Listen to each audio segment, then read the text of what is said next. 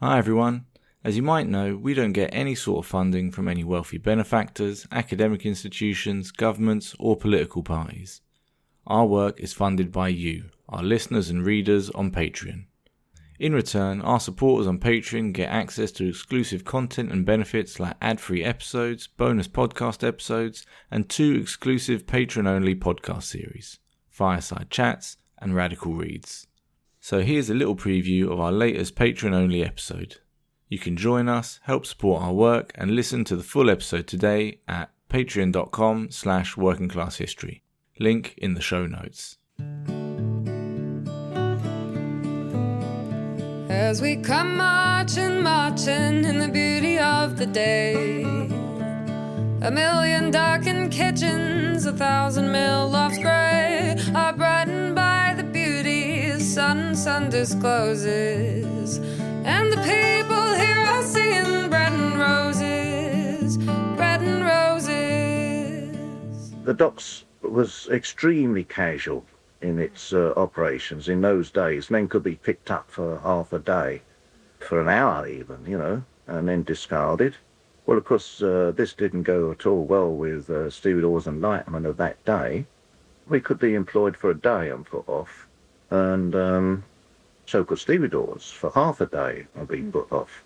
But nevertheless, there was a regularity of employment within that used to give some semblance of a week's wage.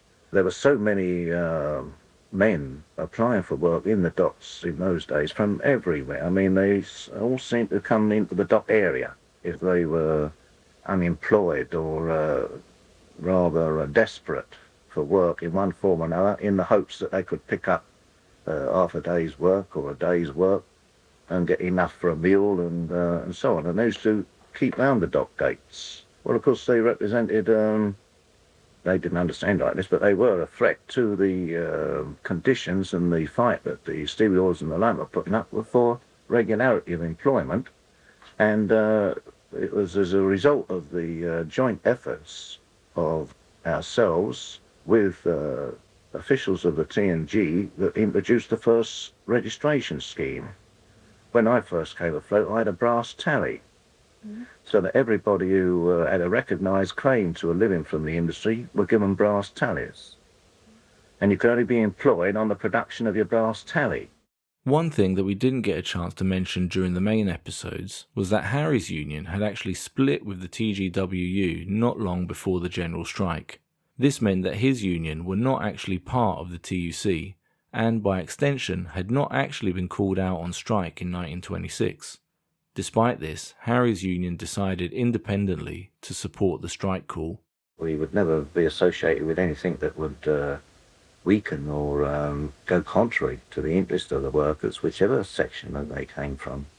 And we would expect the same kind of support for ourselves from other workers, even though we weren't in the TUC, which we used to get from the dockers and the stevedores. They used to give us support in disputes that we were in at different times.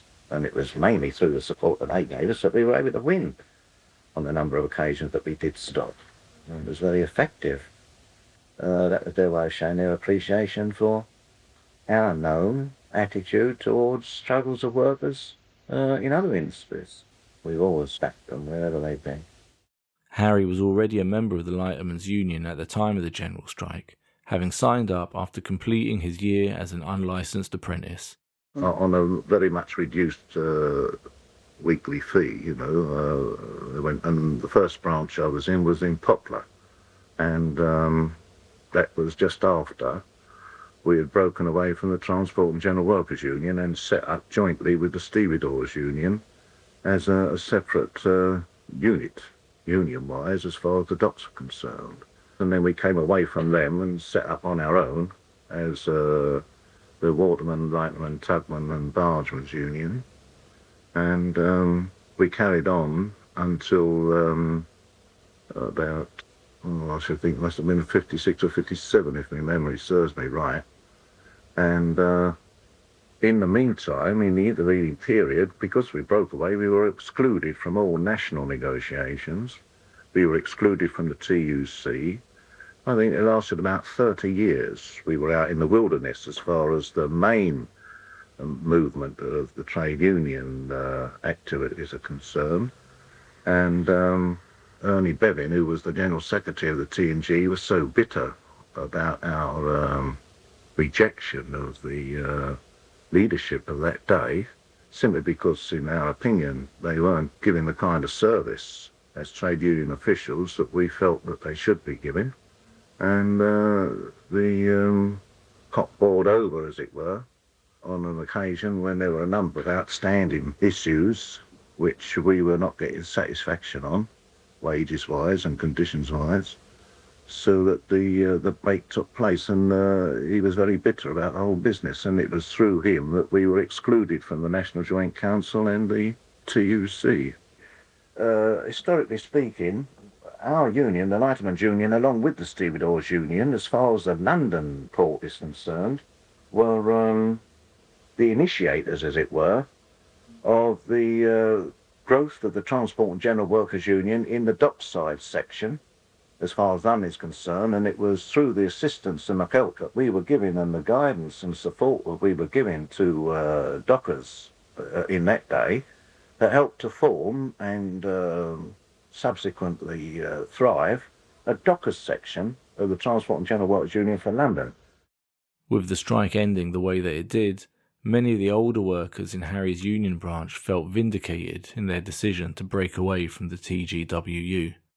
Well, I think some of the elder men, with the experience of previous disputes, and there had been quite a few that they were involved with, their attitude was one where they felt that they were justified in earlier coming away from the Transport and General Workers Union and being outside the TUC, and they took that as a kind of exoneration for their earlier decisions in breaking away from the type of leadership that represented the TUC in those days and Transport and General Workers Union.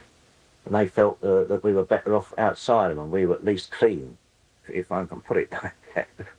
And the less we had to do with them, the better, sort of thing, because they couldn't be trusted anyway.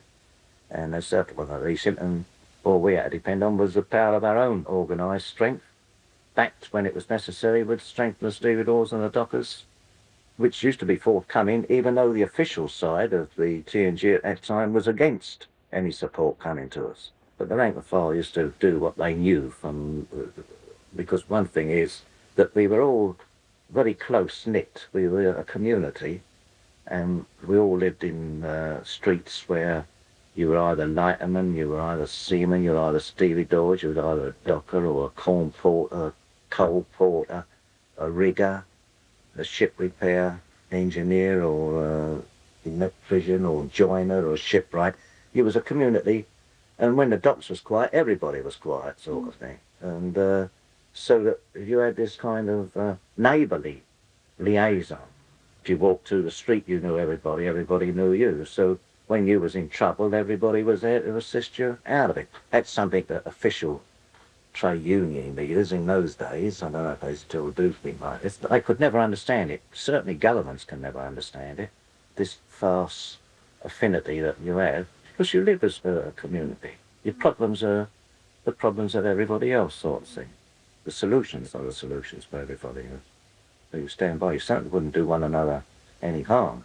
And we used to get that kind of reaction from the men, and they used to get it from us. If they was in bother, we used to give them the support, wherever they were. Whatever ship, whatever job was in dispute, we gave support to whoever was in bother, and in turn they used to give it to us. So despite official bans and prescriptions or whatever, at that level, where we were at, they might just well try to stop the tide from flowing as to interfere with the arrangements. As we come marching, marching in the beauty of the day. That brings us to the end of this episode preview. To listen to the full thing and help support our work researching and promoting people's history, join us on Patreon at patreon.com/workingclasshistory. Link in the show notes.